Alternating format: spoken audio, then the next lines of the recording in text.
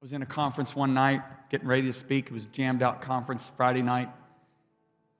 Before they had me up, they had a young man up, 35 years. He was 36 years old. And he was a construction worker. And he had a beard. And tears are coming down his eyes. He didn't look like the crying type. He looked like the guy that could break me in two if he wanted to. And I thought, this is interesting. He does not look like the crying type. Why is he crying? He said, I've been a Christian all my life. He said, I've been a Christian. He said, but my mother gave me away when I was 6 months old.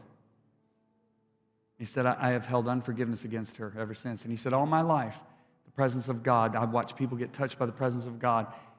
And he said, I would miss it.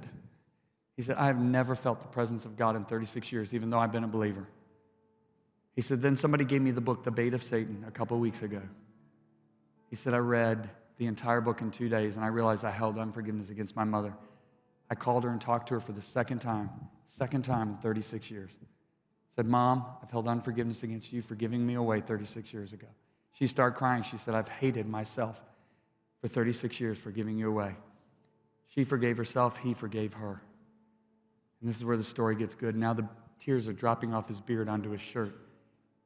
And he said, now the wall between me and God is gone. He said, I've been crying like this in every service since, every time I pray since. Again, do you have the right to be offended? Yeah, you have the right to do anything. But if you want to walk with God, you do not have the right.